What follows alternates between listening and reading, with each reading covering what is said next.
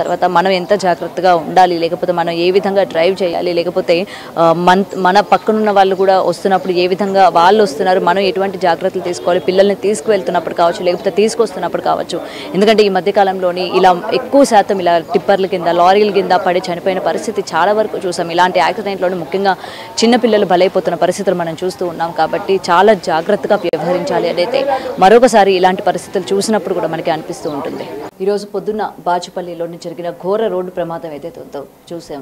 అయితే ఈ నేపథ్యంలోని గతంలో కూడా ఆ స్కూల్ డివిజన్ ఏదైతే ఉందో అక్కడ కూడా ఇలాంటి యాక్సిడెంట్స్ చాలా వరకు జరిగాయి. అధికారులను కూడా అలర్ట్ చేయమని కూడా చాలా మంది చెప్పాము అని చెప్పి ఈరోజు బయటకు వచ్చి మాట్లాడుతున్న పరిస్థితి కూడా ఉంది. మరి మనతో పాటు ఏసీపీ గారు ఉన్నారు. ఏసీపీ గారితో మాట్లాడదాం. సార్, ఇన్సిడెంట్ చూసాం, నిజంగా చాలా ఘోరం అసలు అబ్బాయి పరిస్థితి కనుక చూసుకున్నట్లయితే. అండ్ ఆ ట్రక్కి సంబంధించి కూడా ఆ వ్యక్తి పారిపోయారు అని వాళ్ళ యొక్క కుటుంబ సభ్యులు చెప్తూ ఉన్నారు. అంటే యాక్సిడెంట్ అయిన తర్వాత అక్కడి నుంచి పారిపోయారు అని. నిజమే మేడం. ఈరోజు చాలా పొద్దునే చాలా దురదృష్టకరమైన సంఘటన జరిగింది. అభిమన్స్ అని చెప్పేసి 7 years బాయ్, ఫస్ట్ క్లాస్ చదువుతున్నాడు. వాళ్ళ మదర్ నిహారిక తన యొక్క సొంత బైక్ పైన, మోపెడ్ పైన స్కూల్కి తీసుకొస్తూ ఉంది. మొన్న 10th నాడు మాత్రమే ఆ బాబును గీతాంజలి స్కూల్లో జాయిన్ చేయడం జరిగింది. సుమారు అప్రాక్సిమేట్లీ 8:30 సమయంలో ఒక టిప్పర్ వచ్చేసి యాక్సిడెంట్ ఇవ్వడం జరిగింది. రన్నింగ్లో ఉన్నప్పుడే బ్యాలెన్స్ తప్పి బ్యాక్ వీల్ కింద పడడం జరిగింది. దాంట్లో వెంటనే అక్కడికక్కడే బాబు చనిపోవడం జరిగింది.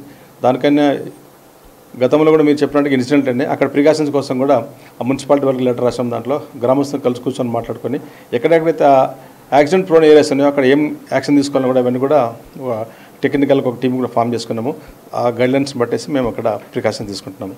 అండ్ ముఖ్యంగా అది స్కూల్ జోన్ కదా సార్. అండ్ పిల్లల్ని ఇట్లా స్కూల్కి తీసుకొచ్చేటప్పుడు, లేకపోతే స్కూల్ విడిచిపెట్టేటప్పుడు కూడా ఒక్కసారిగా పిల్లలు అందరూ ఆ రోడ్డు మీదకి రావడం కావచ్చు. నెక్స్ట్ ఎలాంటి చర్యలు తీసుకోబోతున్నారు ఏంటి? ఇప్పుడు ఈ యాక్సిడెంట్ ఎట్లా జరిగిందో దాన్ని బట్టి ఒక టీం వేసాము. అది ఎవరి నెగ్లిజెన్స్ అని చెప్పేసి అని చూస్తున్నాము.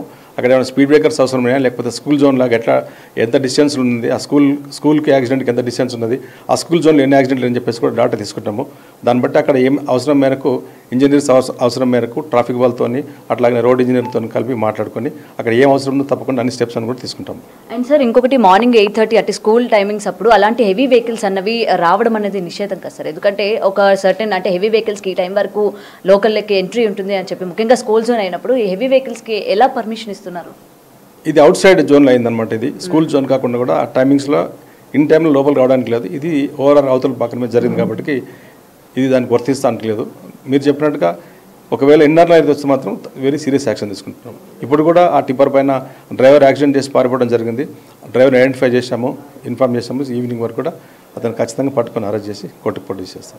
దుండిగల్ పోలీస్ స్టేషన్ పరిధిలో మల్లంపేట దగ్గర దారుణ ఘటన చోటు చేసుకుంది.